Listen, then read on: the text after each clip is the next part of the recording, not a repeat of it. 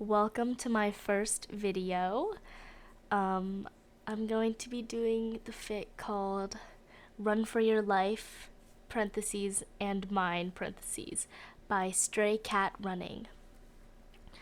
The only archive warning is graphic depictions of violence, which, that's okay. We love violence in this house. Okay, and the summary is... After the worst day of his life is followed by even more worst days of his life, Izuku finally breaks. Or, a branch can only bend so far before it snaps, or, left with nothing at all. Once his final dream dies, Izuku finds a new way to measure his worth. Shame it has to be working for a villain, but in the end, beggars can't be choosers. Or, Eraserhead has been chasing this kid for years, but he always managed to get away, much to the hero's frustration. No worry, 'cause he isn't worried about some random-ass kid running around the city. Shut up, Hizashi, if you can't prove it didn't happen. Let's begin. Running. Fast, faster, never fast enough. Izuku thought a lot of things, sitting on a roof as emotions chewed him up and spit him out. Take a swan dive. No, quirkless can't be heroes. Cheating in class again, Midoriya. Baby, just leave the bigger kids alone and... You'll never be as good as... No Quark, give it up, kid. Each thought came with knives that carved out his chest until he was empty and hollow. Cold, yet hot, scurrying, scoring any little bit of hope he had tried to hide away deep in his heart, the wind rattling through his ribs, found and scrubbed them away. You are nothing, Midoriya. You'll always... Hey guys, let's try it on Deku and see. Listen to him scream, "Come on, run!" The sun went down. The sun came up. The door of the roof remained locked. Not just locked, but fucking welded shut. But that was okay. It rained heavily in the night. The roof was covered in tarps. It was the work of a moment to roll a few edges into the catchment pond of the sorts. Drinking it was a matter of belly down, almost flat to reach, but that was okay. He'd been called a dog before. The second day, watching the sun travel overhead, he ran out of past words to hurt himself with. Even they couldn't hold out against the scoring winds inside of him that snarled and rattled his bones, leaving him empty, hollow. And the door, the safe way down, no matter what he did, no matter how he threw himself at it, no matter how hard he pounded and screamed and beat himself bloody against it, it never moved.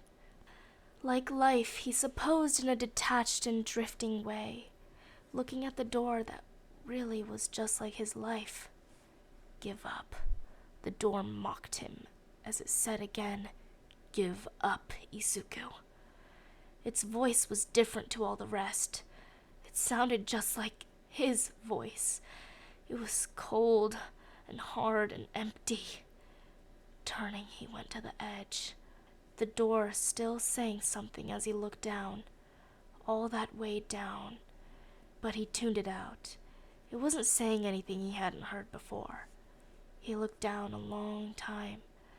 Down and down and down he stood there, empty and aching, before beginning to collect everything he could find on the roof. Nothing useful, like rebar or a hammer, or a forgotten welding kit, like in that old cartoon he used to love. All he found were ripped tarps and bits of gravel the size of his thumbnail. Leaving the tarps now rolled neater to catch the afternoon rains, he made a small pile of gravel, and then he waited. Hours. But eventually, somebody walked into view, and Izuku threw a tiny round stone at them. Every 5 of their steps was another tiny stone cast into the void, because they never even noticed. 12 people, and not one of them noticed him all the way up on this roof. Not even if he screamed. It rained again that night, and he was cold.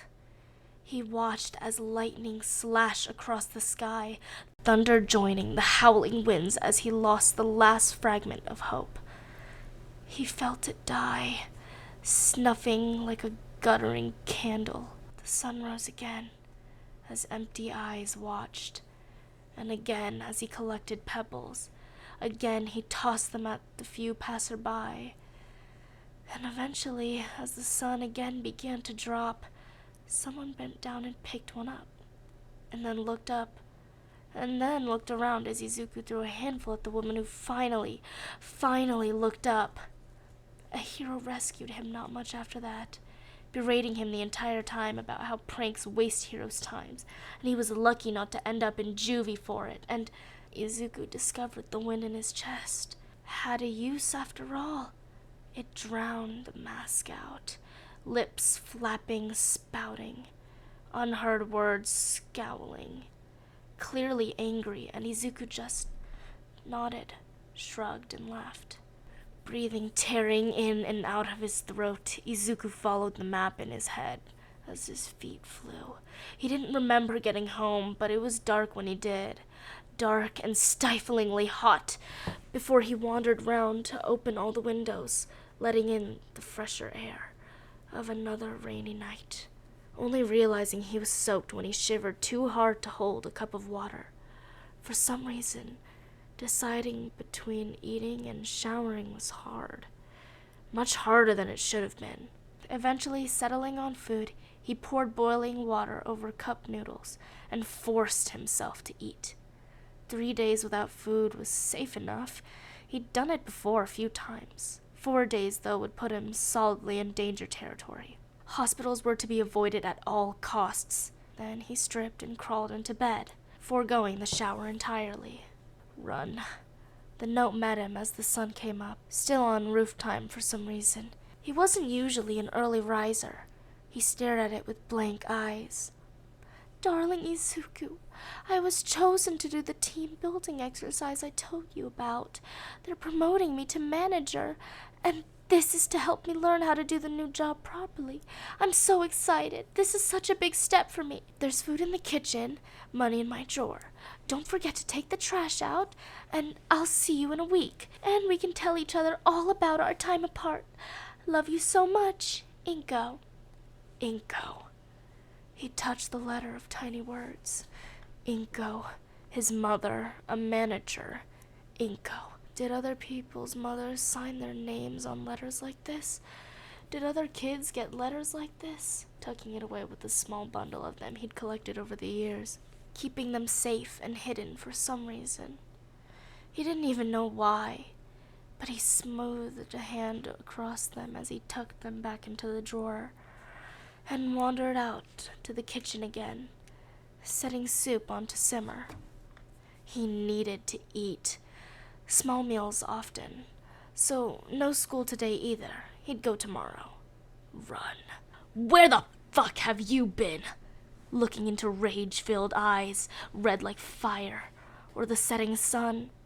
The emptiness inside swelled and grew as Izuku wondered what it must feel like, being that full of emotion. He'd never had that many, even before the roof, and now he didn't seem to have any at all. And with no reason anymore to answer, he said, "On a roof." The room fell silent as he continued. On a roof for days. The door was locked, you see. Couldn't get down. Had to be rescued. I thought about your advice, but I'm not sure if I want to take it. Looking out of the window at the big river bridge, arching in the distance, he said in a soft and dreamy tone, "Do you know why people throw coins into the water off bridges, Kachan? It's for wishes. To pay for them. Should I throw a coin in first and wish for a better life next time, or should I just trust it'll happen?" But Kachan didn't answer, and the teacher came in and the day went on. After lunch, he was screamed at for cheating, because he didn't care enough anymore to get any answer wrong. Simply watched as his sensei tore his test into pieces and gave him a 0 mark for it. Shrugging, he turned to look out the window again. It didn't matter. Nothing mattered anymore. Skidding around yet one more corner, arms numb as he forced himself faster, faster, faster. Food was running out. His mother called. She said she was delayed for him to use the money in the drawer and she'd be home soon, but the drawer was empty too. Wandering onto a bus rather than to go to school. He just rode and looked out the window, no longer wondering about the people he saw, no longer making up little stories about them. Just eyes and emptiness. Run. Getting off at the main junction, he was approached by a stranger and offered a job. Blinking at the man, Izuku asked, "What job?" The man knelt, offering him a palm-sized package and a card. "Take this to the address on here. Hand it over to the one waiting for it, and then return to the address on this side and collect your pay." "What's in it?" Izuku didn't really care, but thought he should ask anyway. "Nothing to worry about, or to look at either. Just take it, deliver it, and you get money." Hard eyes raked down his unwashed, ragged self, and a clear attempt at a kind smile simply twisted cruel lips. "You clearly need some cash. Go on, do the job, kid. You can't lose." Watching his own hand lift for the parcel, fingers twitching, the address card free. It seemed his body at least wanted the job. What do I do when I get there? Huh? My body seems to be in control today. That's new. Sinking deeper into the feeling, he drifted in the new feeling of his body being in charge. New it might have been, but easy it was as well. The package was delivered. Izuku returned to the bus depot, found the coffee shop on the card, and was handed cash, enough to pay the rent for a week, or to eat out every dinner and lunch for the same length of time, and still have money left over. A long way away. "Would you like more?" The weight of words tried to crush him down, but Izuku braced against it, managed to rip his eyes off the money in his hand and said, "Yes." Eyes tunneled on the goal, only one place possible, running from the devil himself. His mother came home. 2 more weeks it took her, but she did come home, smiling and laughing and praising him for how nice the apartment looked and how good dinner smelled, and how nice flowers too.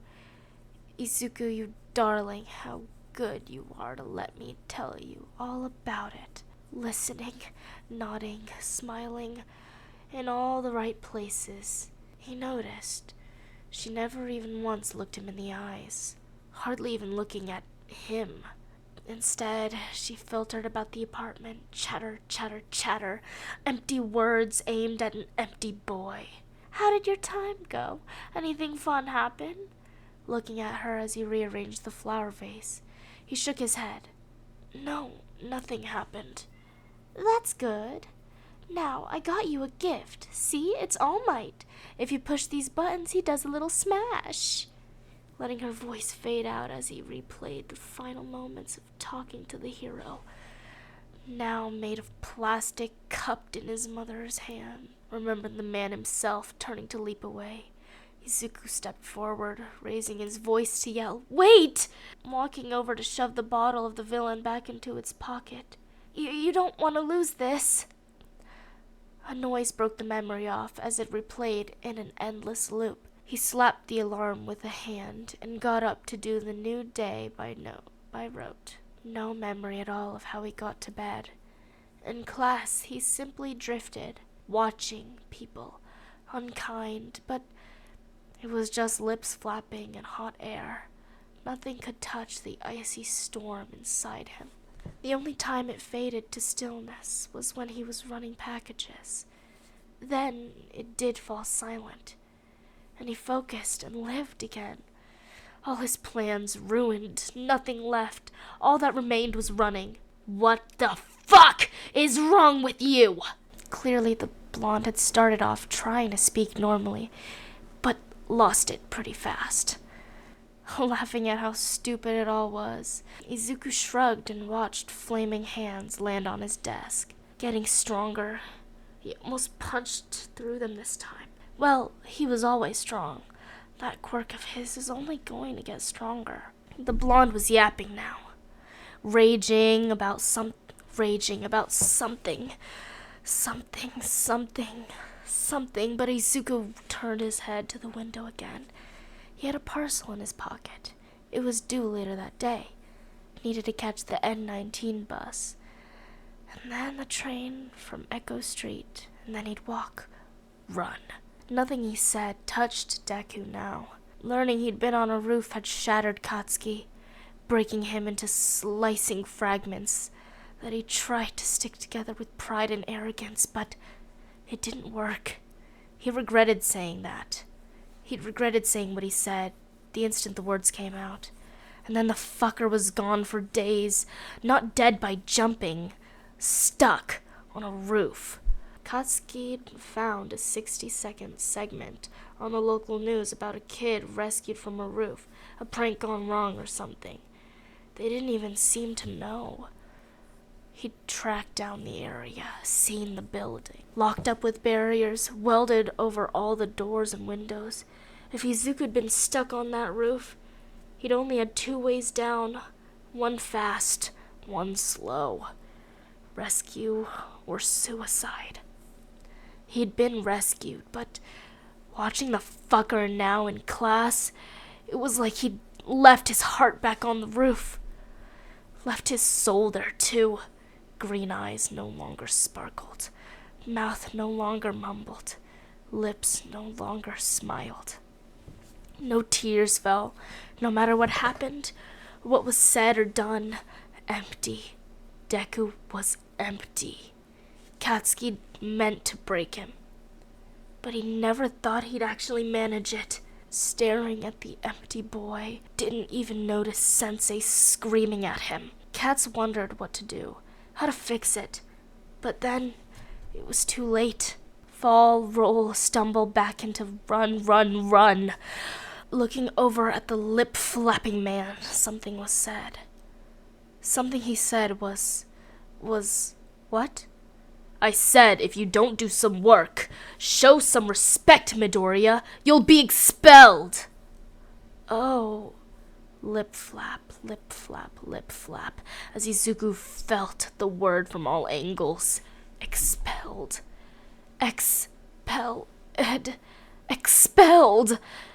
Without emotions, his mind moved fast.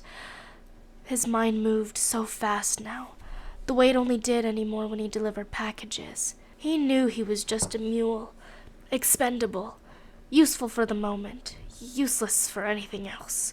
Mule, expelled. That word was a way out. A way out so he could deliver more packages. A way to be useful. Become well paid and independent. He already had so much money hidden away. He'd never been able to spend it, but money. It was a way to measure what he was worth. The more he had, surely, the more he had, the more he was worth. The more he mattered. Looking up at the raging man, Izuku smiled. Okay, expel me then. Come on, get rid of the quirkless. Isn't it what you wanted all along? And the fucker paused like he wasn't even going to do it now that he'd offered. And fuck that very much. The storm in his chest went silent as his very bones thrummed with rage. Filled and expanding with a single emotion, Izuku stood with a wordless scream, launching his book in a deadly trajectory, hitting the man square in the face with the corner of the spine. And he staggered back, fell to his knees with a cry, hand covering the reddening mark as Izuku launched another one, this time snatched from the desk beside him. It only took 4 heavy textbooks to have the man running out of the room, and Izuku laughed. Floating now, the rage evaporated in an instant. Empty again. He tipped his bag out and looked at it. Yellow. Why did he still have it? What? Did he want it? No. How about the stuff in the bag, now scattered on the floor? No, not that either. Nothing needed. Nothing mattered. He needed nothing from this place. Expelled? Expelled? Expelled? He said softly to the dead room. Yes, please.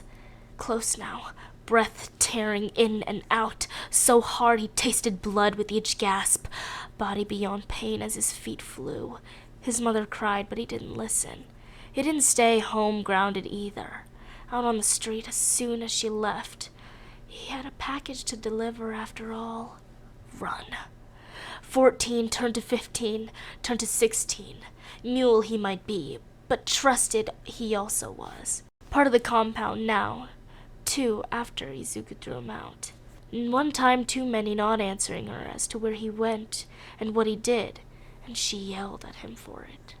And she yelled for him to get out if he wasn't going to answer her, and he packed a bag as she sobbed, not even hearing her try and keep him from going.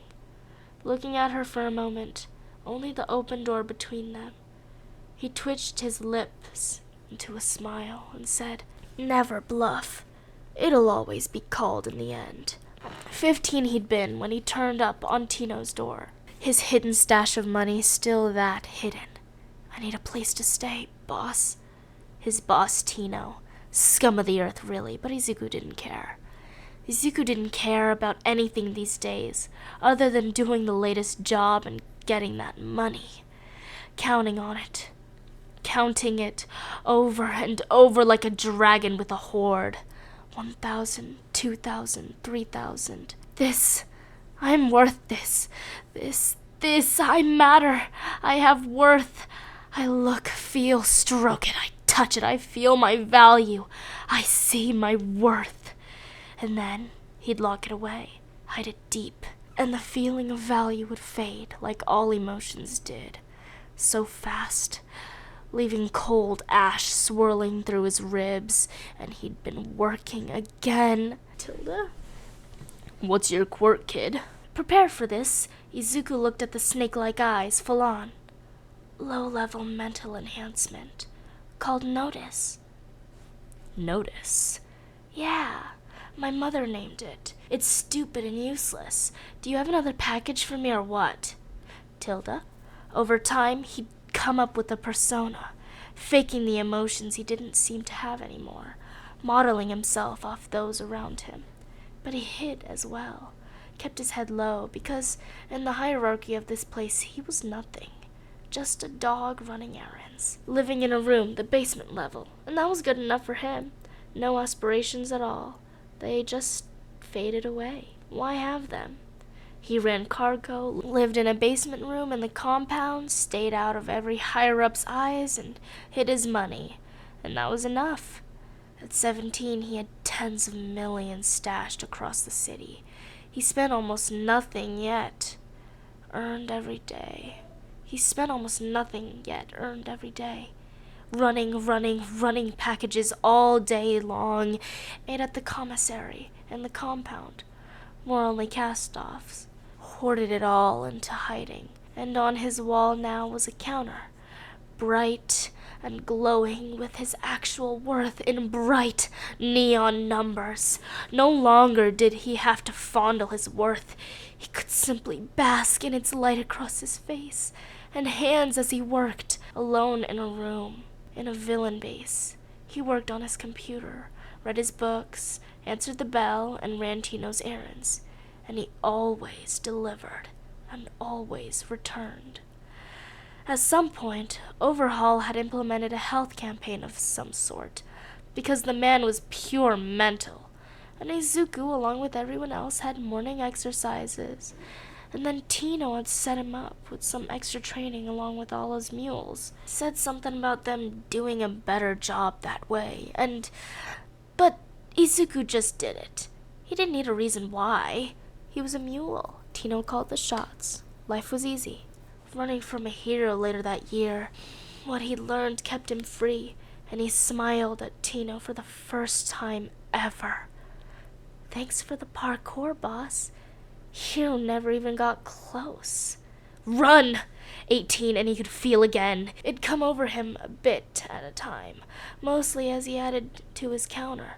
a light glowing in his chest, something the storm inside couldn't erase. Pride. Watching the numbers tick up with the newest amount added, he filled with pride. Run! Ran into Eraserhead tonight, Izuku said as he handed over the package, tiny, well wrapped against breakage. And Tino looked up from his examination. That fucker. Yeah. How the hell did you escape him? He's captured 11 of my mules this year alone. He's not that hard. I've run from him before. Eyes lasering into him, and at Izuku looking up. What? Eraserhead is a nightmare. A fucker from the 10th level of hell. How the fuck did you get away? Demon, maybe. But he's a hero. They think in straight lines.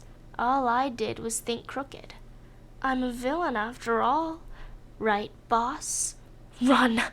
Sitting as he looked at his counter, his own words playing on a loop. The numbers meant less and less as the words ran and ran and ran. Can a quirkless kid become a hero like you? I'm a villain after all, right, boss? I'm gonna be the bestest hero, Mama. I am a villain after all, right, boss? Eraserhead's a hero. Straight lines. I'm a villain after all, right, boss? I'm a villain after all. I am a villain, right? I am a villain? Glowing numbers on the wall faded to gray as he realized at last. I'm a villain. Skidding out of a narrow alley, oversized hoodie bunched up around his newest cargo, open space around him now. Running was the only thing left in the world, running to the goal. It took him a few days to recover from the revelation, but Tino didn't care if he didn't show up for a day or two. And Izuku knew no one else at all in the base, so a crisis of spirit was just fine, nice and private. He stared at the numbers for hours. So many zeros, so many numbers. For so long they'd been his self-worth. For him, proof he mattered, proof he was real. Ribs rattled with each breath, but the storm inside was gone. Died down to lay a blanket of frost down upon the wasteland that was once a little boy dreaming of helping people. I am a villain after all, right, boss? He really had encountered Eraserhead several times. The man wasn't that hard to escape, especially when you carried a pocket of dust to flee into the air. A simple trick. Dust.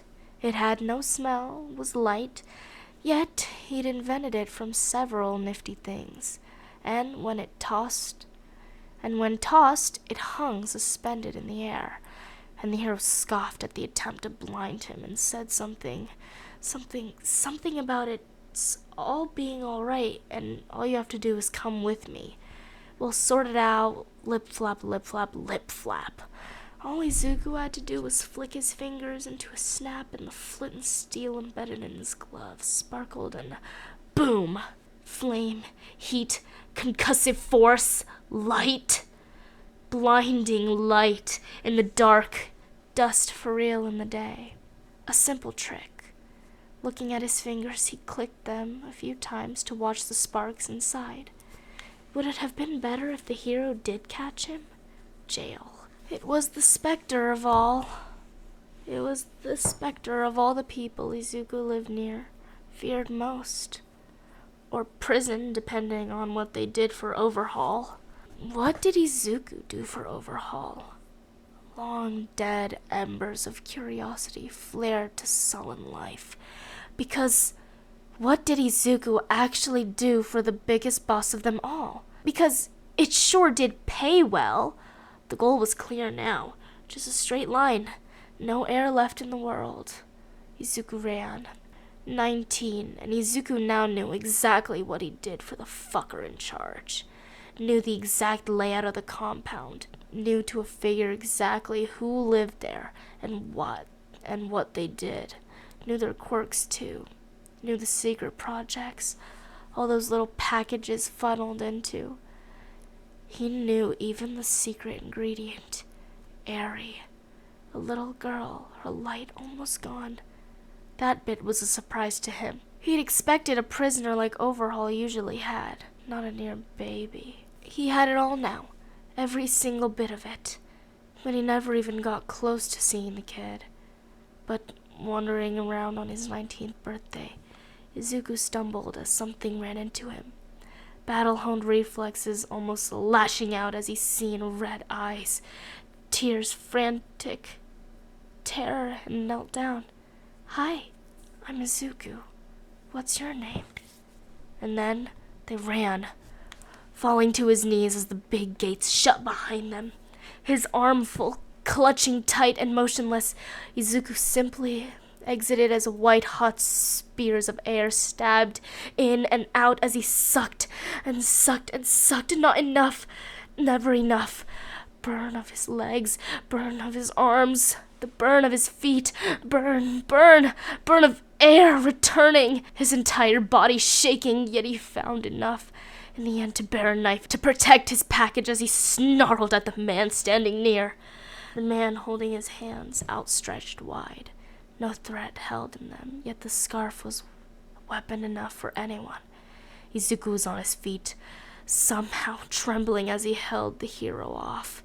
Stalemate. But Izuku had one final package to deliver, and this was the only one he'd give it to, so he dropped his knife, shrugged out of his hoodie, and took the few steps he needed to put the little girl in the hero's arms and backed off.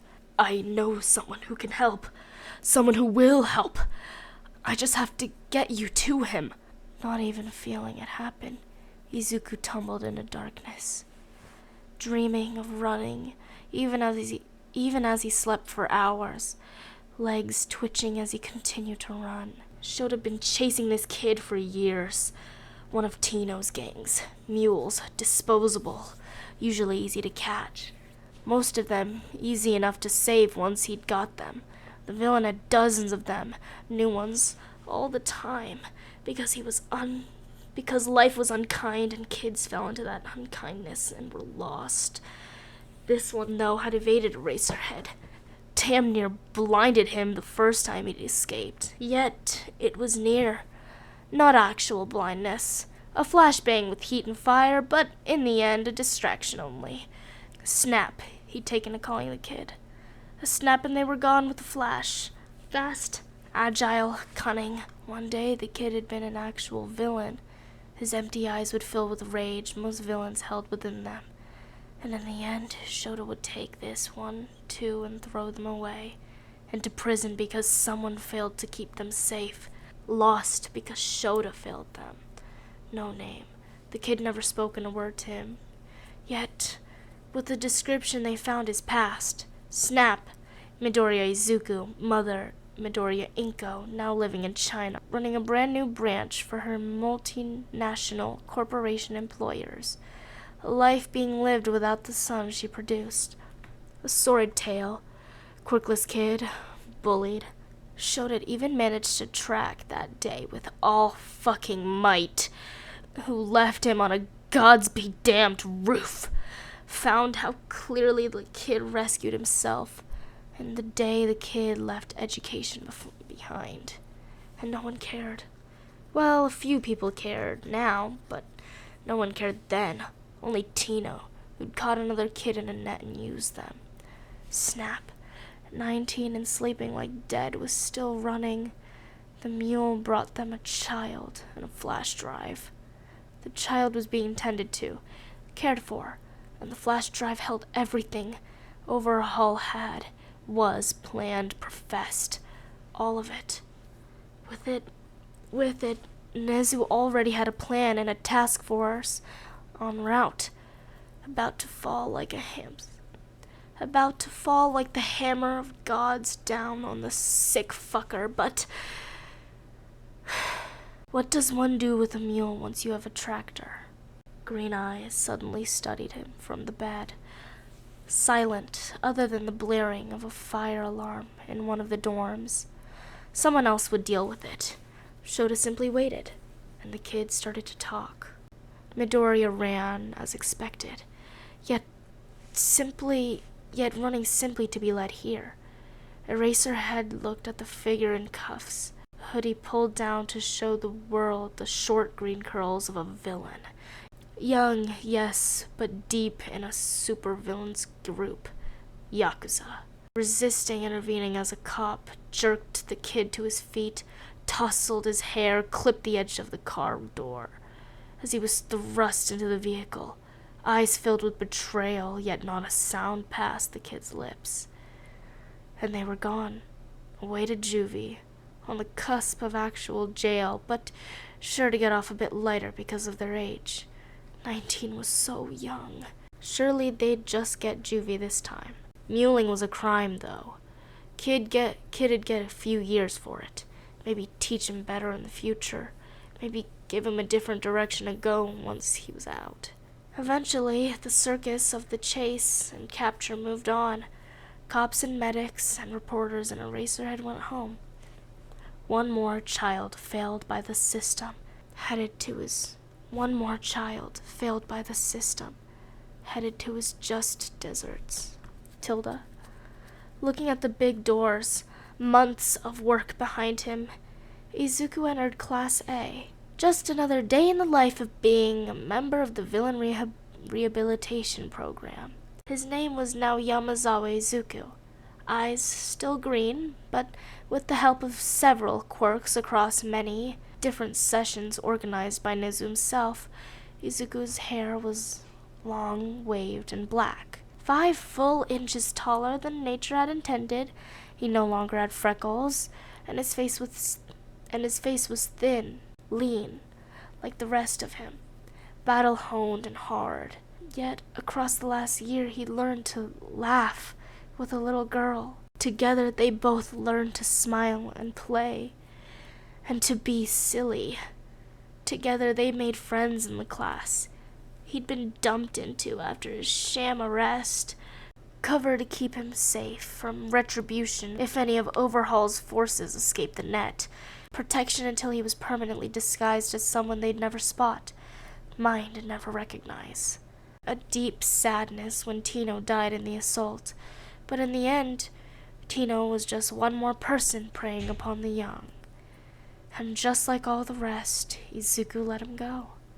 Therapy helped with that, as did food and shelter and light and air and freedom and adults to trust and a fuck ton of extra therapy heaped on top for all the rest of his life. He sat with Eri as she too got help, sat outside the room when she asked to be alone with the big hero handling their mental health. They'd both been afraid of him at first, but soon enough the big dog captured their hearts and their trust. 20 years old today, Izuku looked at his friends, made across the past year, looked at his very own hero sleeping in a sunbeam tucked into ugly yellow fabric, and finally looked at his new old friend in the eyes, as Katsuki bared his teeth in a smile. Smiling back, Izuku, with a sigh of relief, finally stopped running. After all, why keep running when you've arrived? That was good. Oh my god. Sorry. Okay, so that was my first time reading this fic, and I hope you all enjoyed. It was a little darker than I was expecting it, honestly. Man, I made a lot of mistakes throughout this video, and it's probably... I'll have to cut it all out, but this was fun, and I hope you all enjoyed. Bye! Okay, make sure to go check out the original author's fic on AO3. It will be in the description. Okay, bye for real now.